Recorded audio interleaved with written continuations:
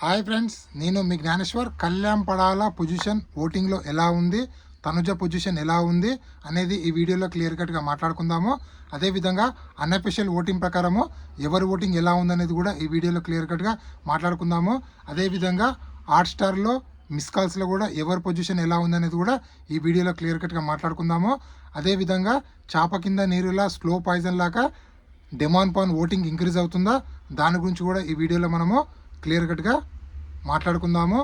So అదేవిధంగా big boss హౌస్లో జరుగుతున్న టాస్క్లో ఎవరెవరు గెలిచారు, ఎవరికి ప్లేయర్ ఆఫ్ ది డే వచ్చిందనేది కూడా ఈ వీడియోలో క్లియర్ కట్గా మాట్లాడుకుందాము.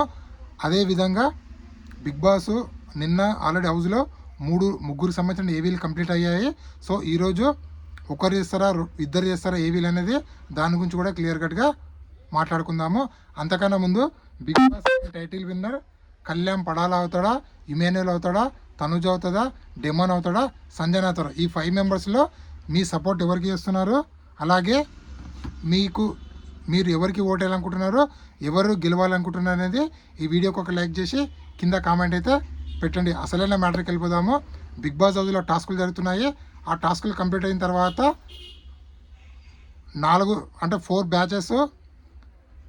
4 స్టార్ బ్యాచెస్ మన డిమాండ్ పవన్కి రావడం అనేది, 2 స్టార్ బ్యాచెస్ అనేది మన తనుజ గారికి రావడం జరిగింది. ఒక స్టార్ అనేది సంజనకు, ఇమాన్యుయల్కు, డిమాండ్ పవన్కి ఒక్కొక్క స్టార్ అయితే రావడం అయితే జరిగింది. అదేవిధంగా బిగ్ బాస్ హౌస్లో నిన్న ముగ్గురు సంబంధించిన ఏవీలు వేయడం జరిగింది. అది డిమాండ్ పవన్, తనుజ, ఇమాన్యుయల్, వీళ్ళు ముగ్గురికి ఏవీలు అయితే వేయడం జరిగింది.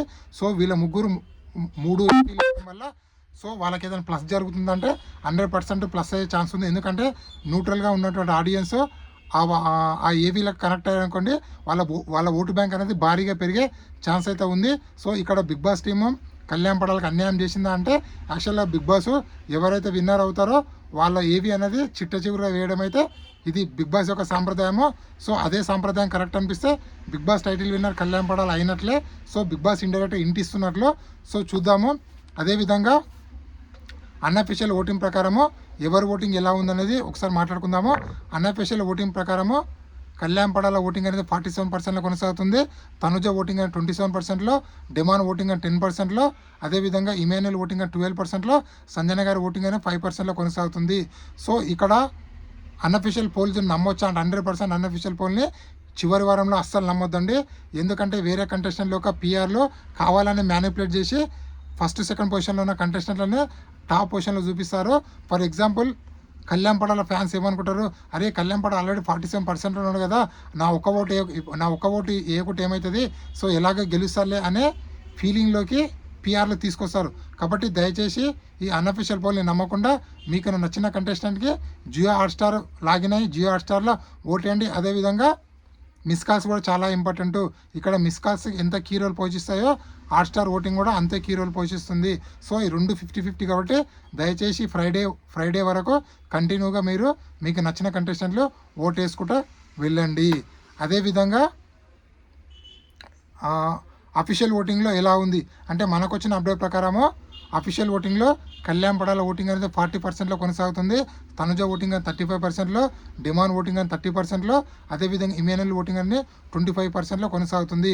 సో ఇక్కడ కళ్యాణ్ పడాలకు అదేవిధంగా తనుజ గారికి వీళ్ళిద్దరి మధ్య ఓటింగ్ డిఫరెన్స్ 5% అయితే కొనసాగుతుంది. అదేవిధంగా తనుజకు డిమాండ్ పవన్కి ఓటింగ్ డిఫరెన్స్ 5% కొనసాగుతుంది. అదేవిధంగా డిమాండ్కి ఇమాన్యుయల్కు ఓటింగ్ పర్సెంట్ అనేది 5%లో కొనసాగుతుంది. మొత్తానికి టాప్ పొజిషన్లో ఎవరున్నారంటే కళ్యాణ్ పడాల ఉన్నాడు.